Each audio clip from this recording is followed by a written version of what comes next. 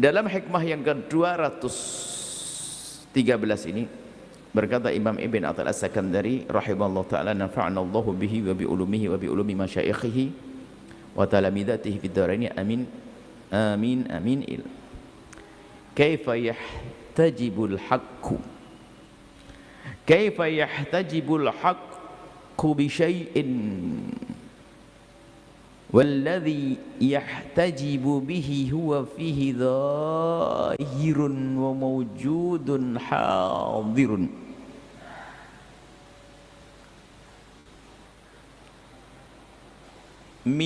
Hikmah ini dan sebelumnya itu mirip-mirip, tapi ada perbedaan, ada penekanan-penekanan di sisi tertentu.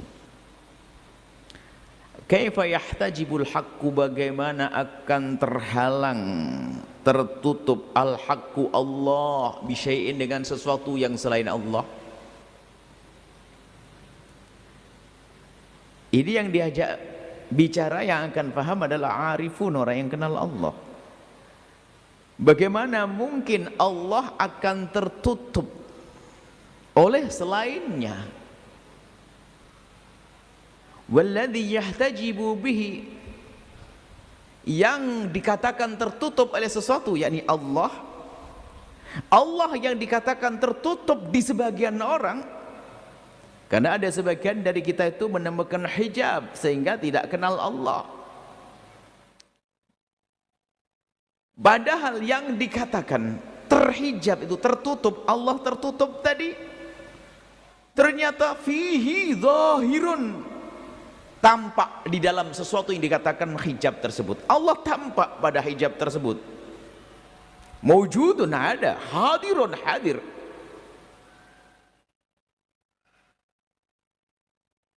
Maknanya begini, antara hamba dengan Allah itu seharusnya tidak boleh ada hijab. Maka kalau orang sudah arif billah, kenal Allah, ma nazartu fi syai'in illa wa ra'aitullaha fihi, aku tidak melihat sesuatu kecuali aku melihat Allah di dalamnya. Bukan berarti Allah tinggal di dalamnya. Tidak melihat sesuatu kecuali mengingatkan dia kepada Allah, tembus pandangannya kepada Allah. Kalau sudah orang seperti itu, nggak mungkin apa-apa yang ada di kiri kanannya menjadi hijab, penghalang antara dia dengan Allah. Tetapi yang banyak adalah orang yang merasa terhijab dengan sesuatu selain Allah. Kekayaan yang Allah berikan kepada seorang hamba, kalau kita berpikir cerdas, maka kekayaan tidak akan menjadi hijab. Karena orang yang menyadari bahwasanya kekayaan dari Allah, maka di saat dia mendapatkan kekayaan yang ada adalah syukur dan kelihatan Allah di balik karunia tersebut, maka kekayaan tidak akan menjadi hijab. Maka muncullah orang yang dermawan, senang berbagi, menolong saudaranya dengan kekayaan yang Allah berikan kepadanya, sehingga kekayaan yang Allah berikan kepadanya justru dengan itulah melihat Allah, bukan hijab lagi. Tapi bagi sebagian yang lainnya, ternyata itu menjadikan dia tidak kenal Allah, lupa. Mulai sedikit diberi rizki saja sudah mulai lupa. Dulu waktu fakir, Masya Allah, rajin ngaji, sholat, Masya Allah. Mulai diberi Allah tambahan kekayaan, baru punya sepeda engkol, ngajinya sudah mulai dari seminggu sekali menjadi sebulan sekali. Pakai motor 6 bulan sekali. Giliran punya mobil nggak kelihatan kecuali hari raya. Berubah. Berarti ternyata apa yang Allah berikan dari karunia menjadi hijab. Dulu waktu jomblo, waktu perawan, wah, barisan nomor 1. Waktu berjaka, giliran sudah nikah semakin hilang ke belakang. Jadi istrinya hijab bagi dia, menjadikan dia semakin jauh dari Allah. Nah ini semestinya nggak boleh seperti itu. Sehingga dikatakan Ibn Attal As-Sakandari, bagaimana sesuatu itu menjadi hijab bagi orang yang kenal Allah? Karena apa? Justru di saat melihat sesuatu tersebut, yang ia kenali adalah Allah. Maka itulah yang disebut dengan istilah wahdatus syuhud. Makna wahdatul wujud bisa ditafsiri salah, Tapi wahdatul wujud ditafsiri wahdatul syuhud, artinya apa? Tidak melihat sesuatu kecuali yang dilihat adalah Allah. Kekayaan, tahta dan sebagainya. Ini. Jadi orang yang kenal Allah tidak akan melihat sesuatu kecuali menjadikan semakin dekat kepada Allah. Tahta, harta, anak, semuanya adanya syukur terus pada Allah. Makanya fa kaifa yahtajibu bihi wa fihi zahirun. Bagaimana Allah itu tertutup dengan sesuatu tersebut, sementara bagi ahli ma'rifat Allah sangat tampak pada sesuatu tersebut. Ini bukan Allah tampak terlihat begitu, ingat di dunia Allah tidak bisa dilihat dan Allah tidak perlu tempat. Bukan seperti madhab hulul mengatakan Allah bertempat pada sesuatu, itu syirik. Karena mengatakan Allah bertempat adalah keluar dari iman. Tapi yang dimaksud adalah tidak melihat sesuatu kecuali ingat Allah. Jadi dalil itu menghantarkan orang kepada madlul. Petunjuk itu menunjukkan kepada yang ditunjukkan. Maka kalau orang berhenti kepada petunjuk, maka dia nggak akan sampai kepada tujuan. Petunjuk itu berkata begini, petunjuk, jika kamu haus pergilah ke dapur, tolong di situ ada kulkas, buka kulkas. Dia hanya berhenti kepada petunjuk, nggak pergi kepada yang ditunjukkan. Kenyang enggak perutnya? Ya nggak kenyang, karena dia berhenti di hijabnya ini. Jadi semesta ini seharusnya menjadi petunjuk kita kepada Allah. Mengenal Allah dengan melihat makhluknya. Sehingga para kekasih Allah tidak melihat kekayaan kecuali menjadikan dia bersyukur. Melihat fakir menjadikan dia semakin rindu mendekat kepada Allah dengan berbaik hati, membantu kepada si fakir. Tidak melihat apapun kecuali menjadikan dia semakin dekat pada Allah. Nah, ini sebenarnya kuncinya adalah menyadarkan diri kita. Jangan sampai sesuatu yang di kanan kita itu menjadi hijab. Bahkan sebaliknya, hendaknya kita harus bisa melihat Allah dengan tajallinya Allah, penampakan Allah. Ingat, kalau penampakan itu bukan penampakan di mata ini, tidak. Penampakan Allah di dalam semua makhluknya.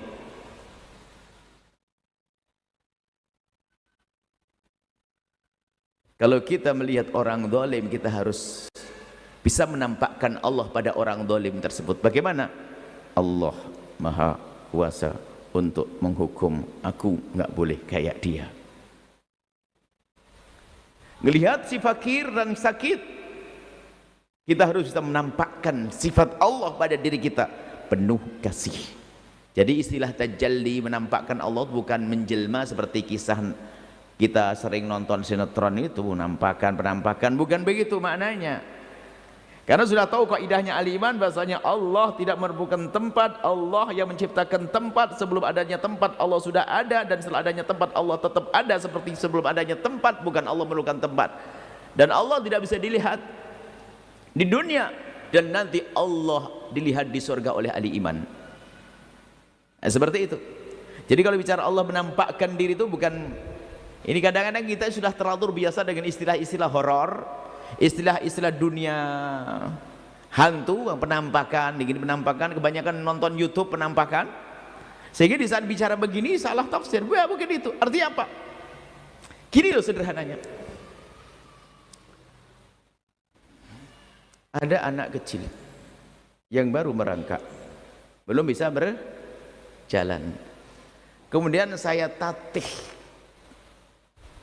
itu saya ajak berjalan. Ditatih itu biar jalannya nggak tertatih-tatih. Ditatih bahasa Jawanya. Dipegang tangannya si anak kecil, kakinya diinjekkan di kaki kita, lalu kita berjalan. Wah. Kalau si bodoh akan melihat, wah, anak kecil hebat bisa jalan begitu. Nggak bisa melihat bahasanya dia bisa berjalan karena tadi dijalankan oleh orang yang ada di belakangnya, bapaknya. Dan begitulah kisah. Orang cerdas itu akan mengerti. Orang cerdas dengan iman, ma'rifat, arif billah itu akan cerdas langsung kembali kepada sumbernya itu di mana. Sehingga kan diajarkan kita dalam istilah bersyukur. Kalau kita mendapatkan nikmat melalui siapapun, hendaknya kita harus sadar bahwasanya itu adalah dari Allah. Orang berikan hadiah kepada kita harus sadar bahasa ini dari Allah. Begitu. Dari Allah. Cuman pun demikian Allah mengajarkan melalui Nabi, biarpun itu adalah dari Allah, kamu harus bisa berterima kasih kepada orang tersebut. Dari sisi mana kita berterima kasih kepada orang tersebut? Man lam yashkurin nas lam yashkurillah, yang tidak berterima kasih pada manusia enggak syukur pada Allah. Dari sisi Allah tidak memilih dia untuk sampainya rizki kepadaku, tidak akan milih dia seperti itu kecuali karena dia punya kelebihan. Maka kita mengucapkan terima kasih kepada dia, bukan karena dia memberi secara hakikatnya. Tapi kalau tidak terima kasih nggak sah. Tapi ini lihat bahasa apa? Harus sadar bahasa yang memberi adalah Allah. Nah, kita pandai berpikir, merenung, banyak hidupkan renungan kita di saat melihat sesuatu, kita hubungkan dengan Allah, Allah, Allah, Allah, Allah. Lihat cabai, lihat bunga yang mekar, harum semerbak, melihat apa saja, melihat mendung, lihat hujan, lihat ini, bagaimana kita harus ingat Allah. Sehingga dia ada gempa bencana langsung ingat begitu maha kuasanya Allah. Ini baru begini kita sudah ketakutan, bagaimana nanti di saat di hari kiamat, di saat kita terik matahari ingat Allah, bagaimana di padang mahsyar nanti. Di saat kita kenyang nyos api, oh neraka, saya tidak mau, saya tidak boleh melakukan maksiatan. Di saat kita menikmati makanan yang enak, ya Allah jadikan aku merasakan kenikmatan di surga, ya Allah. Berusaha untuk mendapat surga dikit-dikit dengan Allah. Itulah yang berjalan, dia berzikir, duduk berzikir, berdiri berzikir, yang yadhkuruna Allah qiyaman wa qu'udan wa 'ala junubihim. Baik, ini yang dikatakan oleh Imam Ibn Atha As-Sakandari. Jadi bagi ahli makrifat, kita kan sudah belajar dari kemarin, masa nggak paham-paham gitu maksud Ibn Atha As-Sakandari itu. Ini kan sudah hampir diulang-ulang. Hijab harus kita pangkas, itu hijab harus kita hilangkan hijab, sehingga antara kita dengan Allah nggak ada hijab lagi. Bahkan semua ini akan menjadi sebab kita bisa melihat.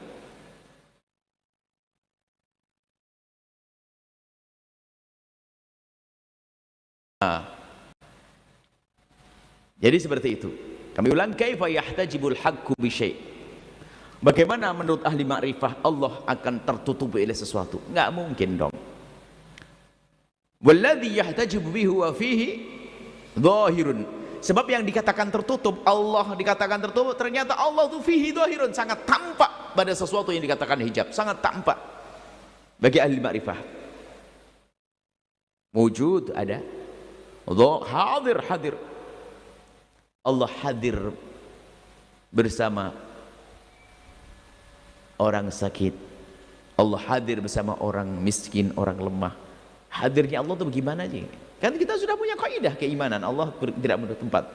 Dalam hadis kan mengatakan, "Abdi maridtu falam ta'udni." Hai hambaku, aku sakit, kenapa kau tidak kunjung kepadaku? Seorang hamba bingung. Bagaimana engkau sakit? Wa anta rabbul alamin, kau Tuhan Allah, Tuhan semesta yang sakit. Dijawab oleh Allah, maksud itu aku sakit itu begini, fulan sakit, kau tidak kunjung kepadanya, padahal kalau engkau mengunjunginya, engkau akan menemukan aku bersamanya. Allah bersama orang sakit, Allah bersama orang lemah. Ini kesadaran ini penting. Sehingga jangan ragu Anda untuk datang kepada orang yang sakit, karena Allah senang dengan itu semuanya. Dan rahmat Allah turunkan dengan orang sakit, berkasih sayang dengan orang sakit. Ini orang sakit, ya fakir, dan seterusnya. Jadi terus kita hidupkan kesadaran kita bahasanya jangan ada sesuatu di hadapan kita kecuali menjadikan kita ingat Allah. Semakin kita cerdas, berarti semakin kita dekat kepada Allah. Cara berpikir kadang-kadang sangat terbatas sekali. Kalau saya tidak pernah ngerti seni lukis, saya biasa saja. Apa sih? Tapi seorang seni lukis langsung, wah ajib lukisan itu, langsung nyari siapa yang lukis ini, tembus dia tuh, hebat, saya akan cari lagi lukisannya yang lain. Seorang yang kan langsung tembus. Kalau saya itu aja tak foto aja, dibikin foto lukisan, di foto juga gambarnya bagus sama, padahal kan ada seni-seni yang ada di situ. Sama kata lihat Anda, kalau Anda memang ahli dalam dunia ukir-ukiran dan sebagainya, Anda melihat ukiran yang bagus, nggak cukup Anda mengaguminya. Di mana buatnya? Di mana buatnya? Di mana belinya? Itu pun juga sudah cerdas. Oh bagus. Gitu tak? Enggak.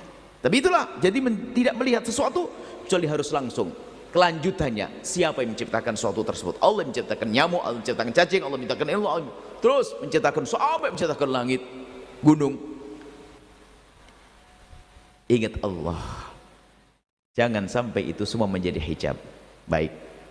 Lebih dekat lagi adalah apa yang Allah karuniakan kepada kita. Ingat, jangan menjadikan Anda jauh dari Allah. Harta yang Allah berikan kepadamu, jadikan itu sebab Anda semakin dekat kepada Allah. Tahta yang Allah berikan kepada kamu, pastikan dengan itu kita semakin dekat kepada Allah. Dan memang hakikatnya begitu. Ingat, tidak ada sesuatu karunia yang Allah berikan kepada seorang hamba kecuali sesungguhnya ada pesannya. Begini seolah bunyinya, hambaku, seolah-olah aku beri ini, ayo datanglah kepadaku. Kalau kita nggak datang, murka dong Allah. In kafartu min adabi lasyadid. Karena tidak kenal, kita tidak kenal, hijab malah. Dikasih mobil untuk datang ke tempatnya, malah oh mobilnya bagus, dilus-lus, nggak berangkat-berangkat. Kendarai mobil meluncur kepada Allah, seperti itu maksudnya. Itu cerdas. Dan terus, ayo anak Anda itu apa sih? Karunia. Lihat Allah. Yang nggak di karunia anak pun masih bisa melihat Allah dengan yang lainnya kok. Alangkah banyak nikmat, kita tidak bisa menghitung nikmat Allah, teramat banyak. Bahkan di saat orang diuji dengan sakit, melihat Allah di balik itu semuanya. Karena dia punya iman, oh aku dikasih Allah sakit, langsung sadar ke belakang, itu karena dosaku dulu. Berharap semoga aku diangkat derajat dengan itu. Enggak menjauhkan diri dari Allah. Bahkan lebih mudah dekat pada Allah di saat orang diuji dengan sakit, mudah Allah. Tapi diuji dengan kekayaan, terlena, hilang jauh dan semakin ingkar kepada Allah. Itu banyak. Tapi nggak ada beda apakah itu karunia, ujian yang namanya karunia, atau ujian yang namanya cobaan bagi seorang hamba. Tetap itu semua menjadikan dia semakin dekat kepada Allah, tidak akan menjadikan hijab. Seperti yang disebutkan Ibn Atha'illah tadi, bagaimana akan menjadikan hijab? Karena apa yang dikatakan terhijab yaitu Allah sangat tampak pada sesuatu yang dikatakan hijab. Bagaimana akan menjadi hijab?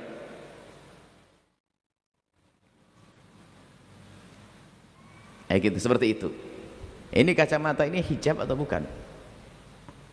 Bagi orang yang nggak ngerti ya hijab, kok matamu ditutupin kan begitu.